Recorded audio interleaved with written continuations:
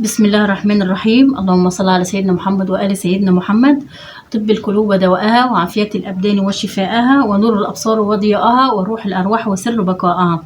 مساء الخير أو صباح الخير والسعادة والهنا والرضا على كل حبايبي ومتابعيني اللي شرفوني في قناتي واللي لسه كمان هيشرفوني. أهلا بكم في فيديو جديد.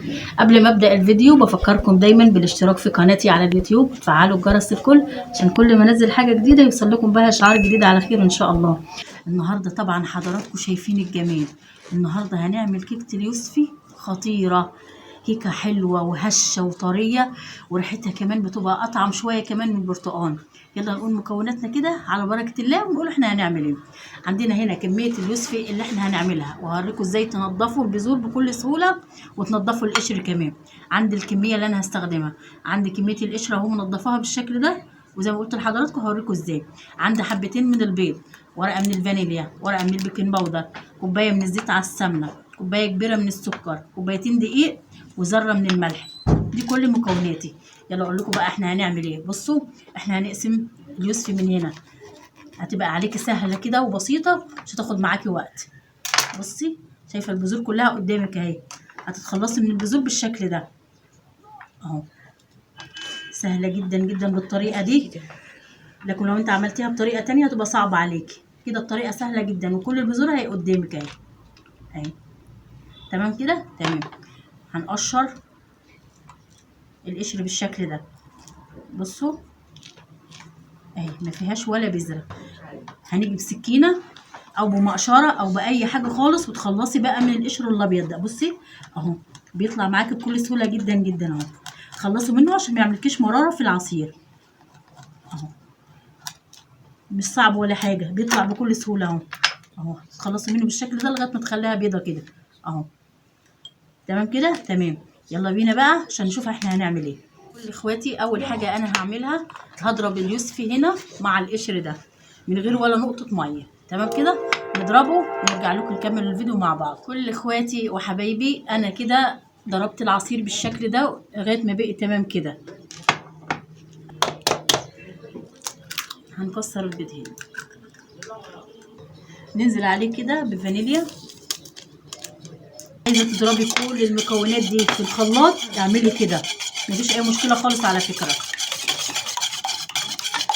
هنزل هنا بالسكر، عايزه تحطي بشر يوسفي حطي برضه. كده العصير غني ومليان حاجات كتير، يعني مش محتاج اصلا يعني. هدوب بس السكر هنا كويس جدا جدا الاول.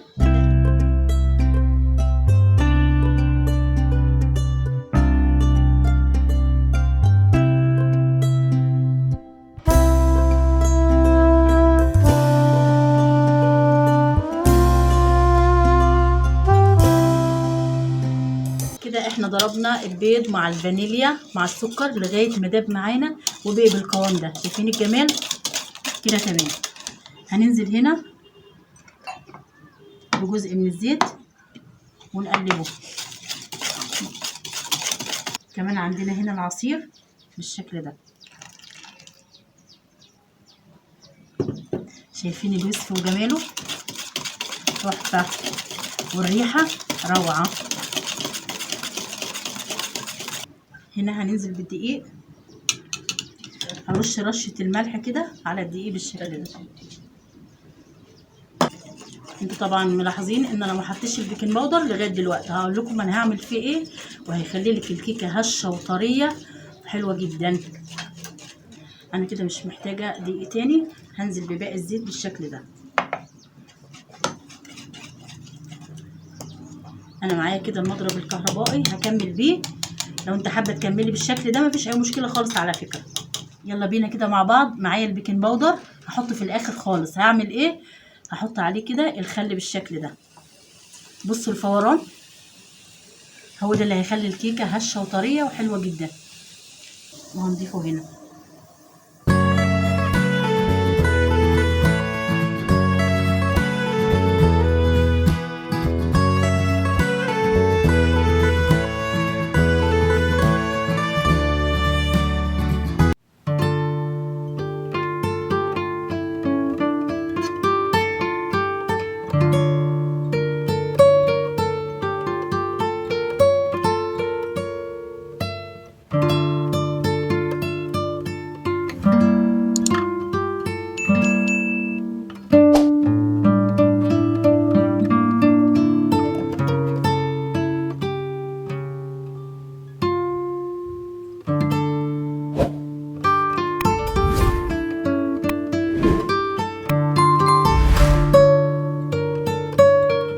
ضربنا الخليط بالشكل ده هنزل بيه هنا. طبعا انا مسخنه الفرن كده اعمل لها فتحات بسيطه كده وادخلها الفرن.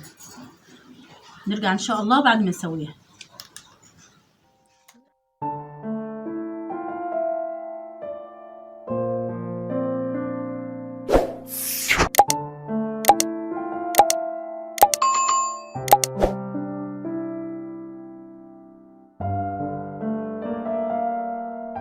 كل اخواتي وحبايبي خرجنا كيكه اليوسفي من الفرن بالشكل ده، رهيبه والريحه قلب الشقه كلها من جمالها.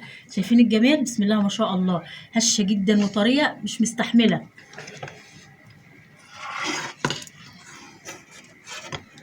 بصوا شايفين الجمال؟ هنقلبها كده.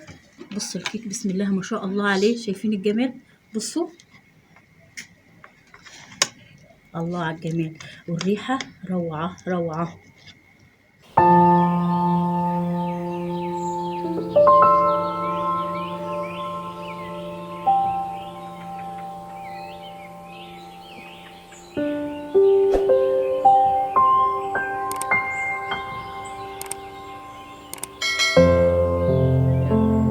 وبكده كل اخواتي وحبايبي وصلنا لنهايه الفيديو. خلصنا كيكه اليوسفي بالشكل ده. شايفين الجمال والطعامه والحلاوه؟ شايفين الجمال؟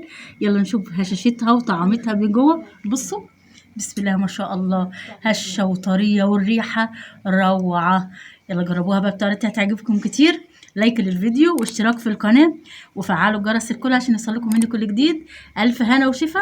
السلام عليكم ورحمه الله وبركاته.